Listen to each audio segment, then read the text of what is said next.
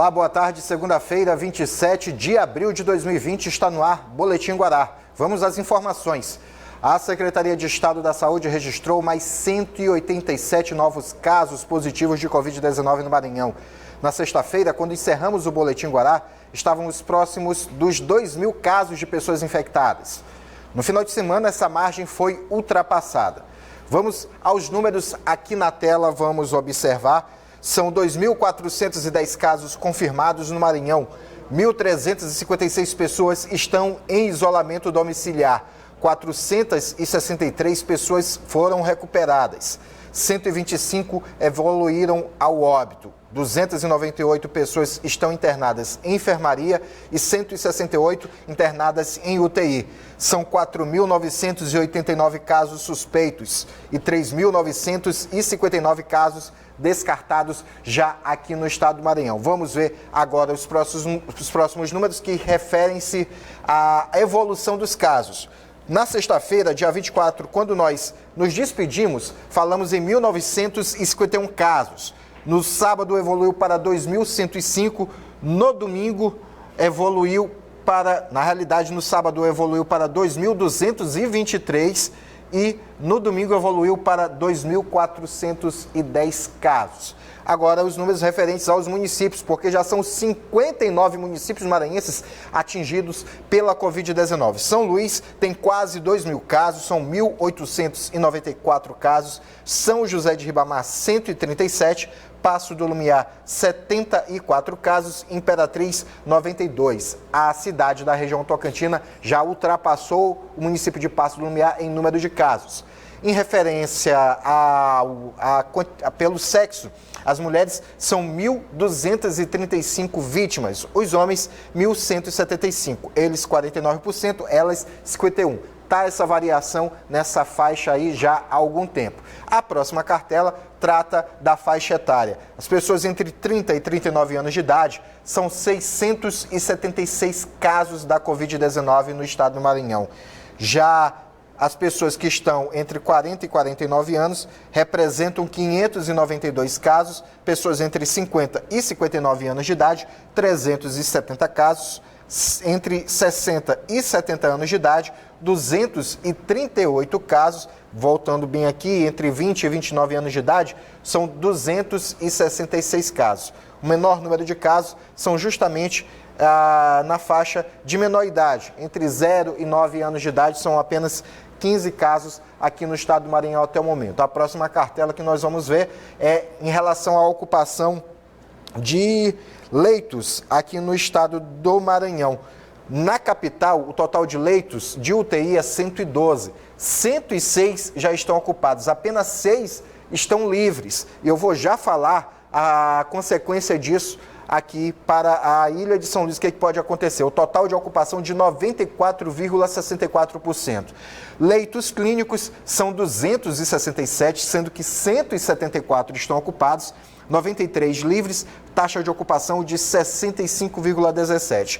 No interior, o quadro é totalmente diferente, porque o total de leitos, apesar de ser menor, de ser apenas 81, apenas 10 estão ocupados, 71 estão livres. A taxa de ocupação é de apenas 12,35%. Leitos de UTI. Leitos clínicos no interior são 168, 11 estão ocupados, 157 estão livres e a taxa de ocupação é de menos de 10%, 6,55%. A diferença aqui, principalmente na comparação de leitos de UTI, a capital, a região da Ilha de São Luís, a ocupação de 94,64% é muito grande em comparação ao interior do estado, 112,35%. Se a gente levar em conta que são 213 municípios em todo o continente maranhense que estão com essa taxa de ocupação e apenas 4 municípios que formam a Ilha de São Luís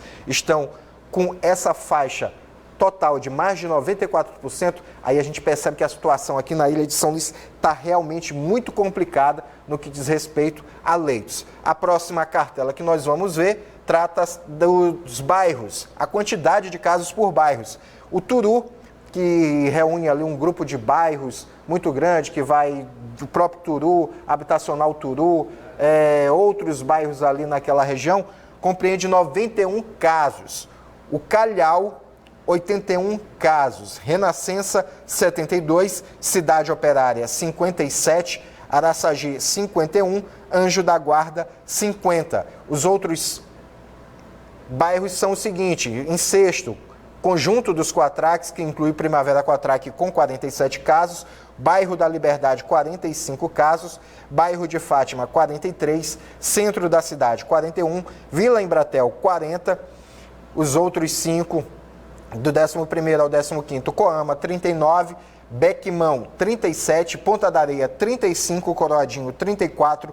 Monte Castelo, 33. Para fechar a lista dos 20 bairros com mais casos de Covid-19, Anil, João Paulo e Maiobão, cada um com 29 casos. Conjunto Habitacional Vinhais e São Francisco, cada um com 28 casos. Como a gente percebe nessa tabela de bairros que formam a Ilha de São Luís, não há distinção alguma de classe aonde os casos estão sendo mais identificados. A gente percebe tanto bairros da área nobre como bairros de menor poder aquisitivo, onde pessoas de menor poder aquisitivo estão residindo.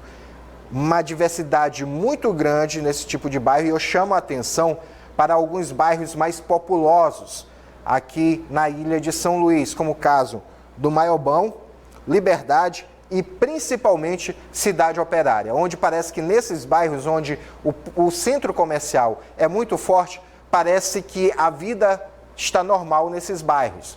Muitos pontos comerciais funcionando normalmente, as pessoas transitando nos bairros normalmente, muitas delas sem a devida proteção, o uso de máscara, e não respeitam o distanciamento, que é ideal nesse período. Manter a distância mínima de 2 metros para que você possa realizar suas atividades.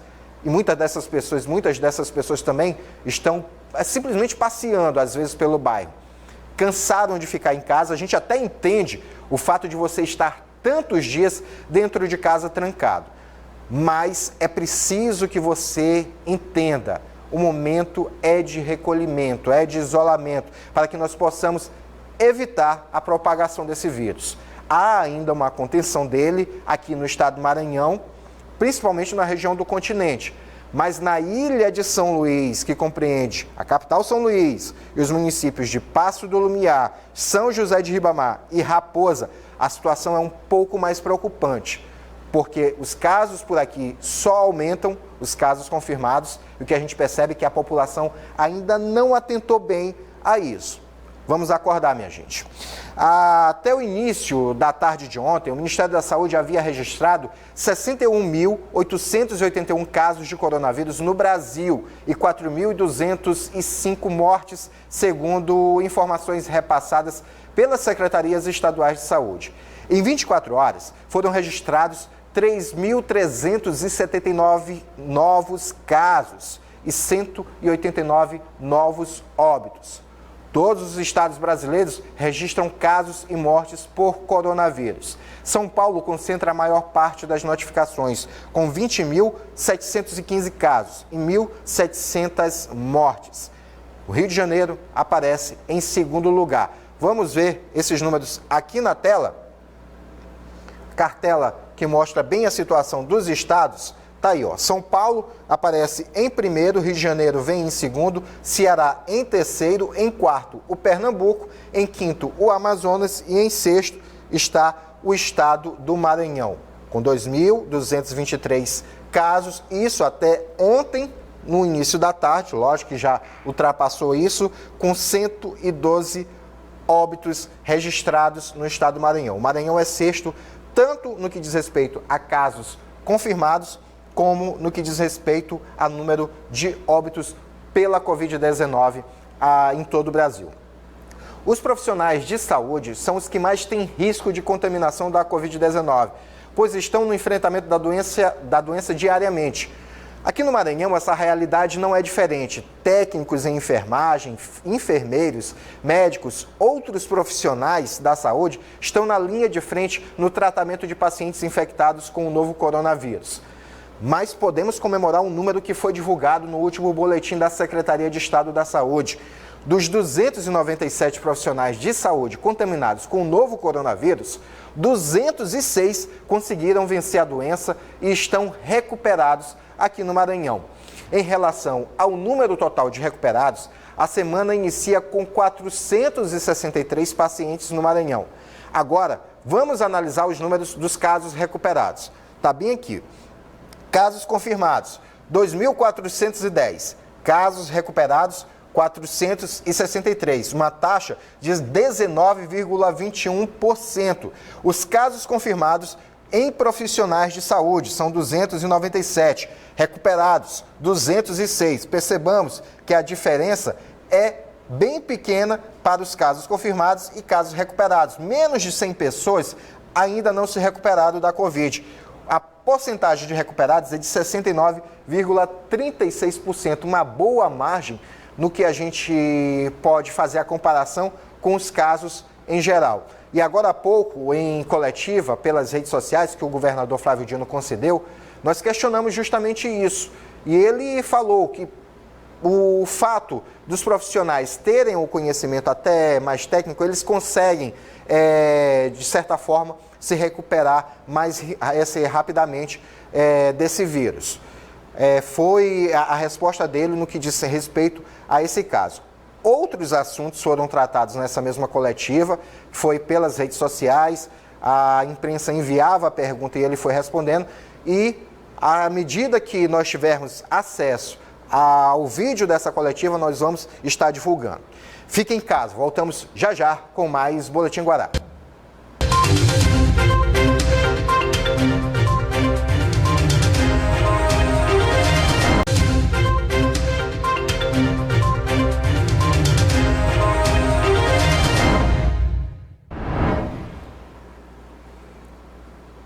De volta ao Boletim Guará. Caso você tenha perdido alguma informação aqui, acesse o nosso canal no YouTube.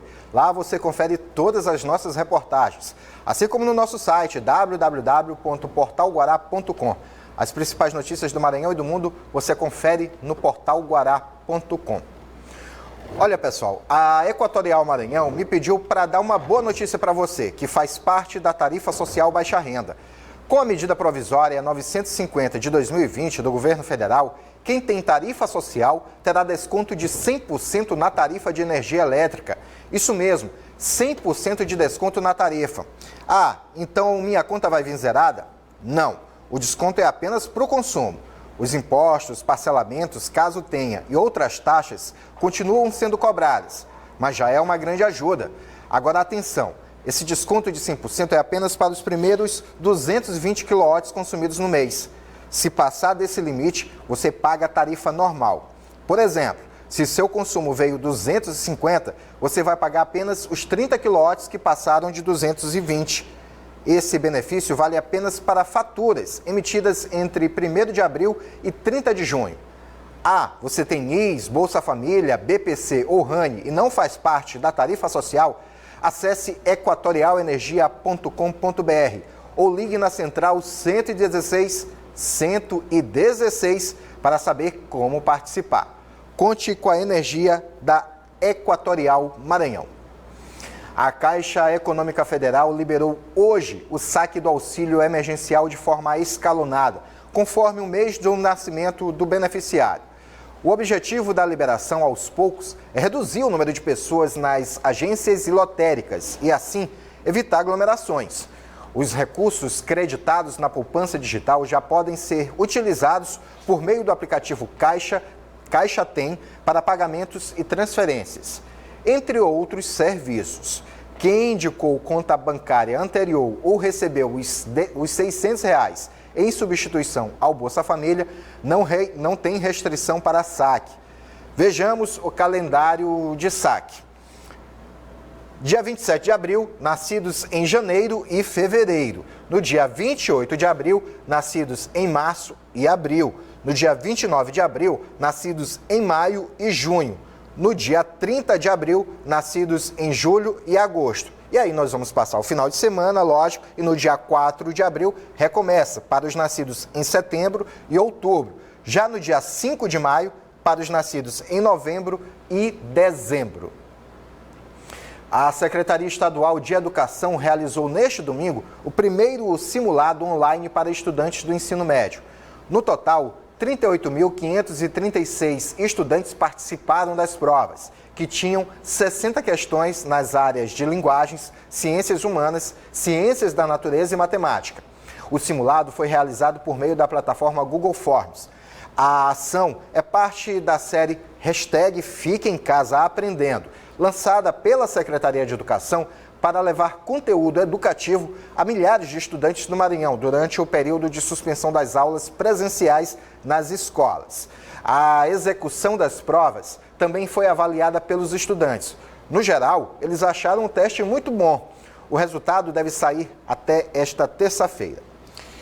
E hoje pela manhã, como eu falei, o governador Flávio Dino postou no Twitter que o pagamento dos servidores públicos relativo a abril de 2020 será feito em dias diferentes. A medida é para reduzir o risco de aglomerações.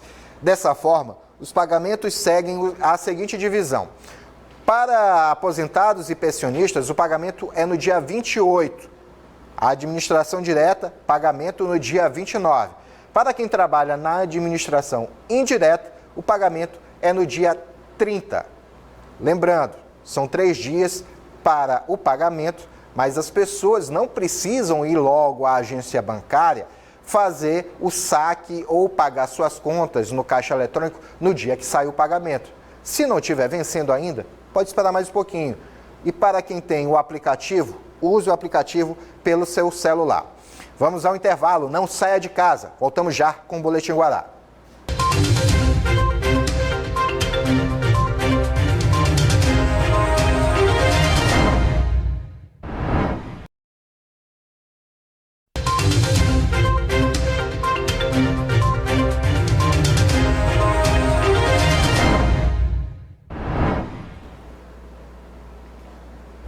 Agora sim, com muita tranquilidade, estamos de volta com o Boletim Guará. E nós precisamos falar mais uma vez de um fato lamentável, na realidade 2 fatos lamentáveis. Neste domingo, mais um profissional da área de comunicação foi vítima da Covid-19. Sidney Piedade Carvalho, de 55 anos de idade, era técnico de telecomunicação da TV Assembleia. Ele atuou durante muitos anos na TV Difusora. De acordo com relatos recolhidos pela produção da TV Guará, Sidney apresentou alguns sintomas de gripe na semana passada e estava em isolamento domiciliar. Ontem ele passou mal e foi levado a uma UPA, onde infelizmente não resistiu.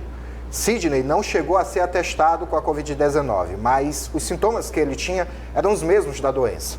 Independente disso, fica o nosso pesar pela partida deste profissional da área da comunicação. E outra perda para a comunicação maranhense foi do jornalista Alfredo Menezes. Alfredo foi editor do caderno de esportes do jornal O Estado do Maranhão e morreu na manhã de hoje, vítima de ataque cardíaco. Mais 2 mortes, mais 2 pessoas que atuavam de certa forma na área de esporte, porque o Sidney, ele contribuiu muito com algumas transmissões tanto no rádio como na TV. Ele era técnico dessa área. O Sidney auxiliava a equipe do René Dumont na montagem dos equipamentos, né? Trabalhei com ele nas transmissões que fizemos da Copa do Nordeste, inclusive, né? O Sidney e o Alfredo crescemos lendo, né? Você acho que também, a página de esportes. Muito lendo a coluna dele. O Narigão ficou muito famoso por causa dele, né? O Narigão, exatamente. Talvez é o time de pelada mais famoso do Brasil, o Narigão. Muitos famosos, muita gente conhecida aqui, né? Jogando no Narigão. Fica o nosso pesar, o nosso lamento pelo falecimento dessas 2 figuras que muito contribuíram para a comunicação do nosso estado. Agora, Laércio, vamos falar de esporte. O que temos de novidade hoje? É uma boa notícia. O Sampaio arrecadou quase 3 toneladas de alimentos. Fez uma live na sexta-feira com a participação do diretor de marketing, de algumas pessoas ligadas à diretoria. Jogadores enviaram as suas mensagens e foi muito boa a iniciativa da Bolívia Querida. Quase 3 toneladas. Esse alimento vai ser entregue ali no entorno do Sampaio, na área da Vila Luizão e também aqui na Areinha, na região central da cidade, próximo ao bairro de Fátima, né? Sim. É uma forma do clube ajudar, né? Além, o clube já havia se manifestado em auxiliar o seu sócio-torcedor com a redução de 25% no pagamento, né? E agora também consegue arrecadar esses alimentos que serão muito úteis para toda essa galera. E no dia da entrega nós vamos trazer esse registro e mostrar aqui também no Boletim Guará. Enquanto isso, a gente fica naquela expectativa da definição. O que está acontecendo mais aí? A movimentação é aguardar o dia 5, né? Infelizmente, São Luís está tendo um pico grande de casos. Eu acho que já pode ser cogitada a possibilidade da conclusão do campeonato em outra cidade, em outra região onde você não tenha tantos casos assim, né? Temos algumas hipóteses, né? São Mateus, Pinheiro, que são times que jogam. O Campeonato Maranhense não tem muitos casos, né? É analisar a estrutura dessas cidades. Pinheiro tem estrutura para receber e de São Mateus também. É mais uma ideia que surge para que o campeonato possa terminar. E também abordar a questão do rebaixamento. São José vai montar um time para jogar uma partida e já caiu, e pode cair. O Cordino já caiu. O Maranhão Atlético, 2 partidas e também pode cair. Essa é uma possibilidade que eles precisam até descartar, né? Precisam analisar essa possibilidade até de um descarte de rebaixamento para que a competição possa prosseguir. O certo é, o campeonato termina e o Moto é contra a questão de você eliminar o rebaixamento. O Moto é a favor de que o fair play da competição continue. O Moto quer que haja uma solução imediata para que não se tenha tanto tempo de treinamento, né? Que esse período de treinamento seja de 10 a 15 dias no máximo para a bola voltar a rolar. Tá certo. A gente finaliza o boletim só para ter uma ideia de como é que essa pandemia está atingindo muito forte, inclusive a área do esporte. A FIA, né, já anunciou que algumas etapas da Fórmula 1 não vão acontecer. O GP da França foi cancelado. França cancelado, Mônaco pode ser que não aconteça. Já tivemos Austrália cancelada. A probabilidade maior é de que quase toda a temporada seja disputada na Europa, com mais ou menos de 3 a 6 grandes prêmios em Silverstone. A gente pode conversar sobre isso com mais detalhes na edição de amanhã, porque hoje o Boletim Guará fica por aqui. Nós voltamos amanhã. Mais informações você confere ao longo da nossa programação e no Jornal da Guará logo mais à noite. Vem aí Danilo Quixaba e o Fazemos Qualquer Negócio. Boa tarde a todos, ótima semana, fique em casa, paz e bem. Boa tarde, até amanhã.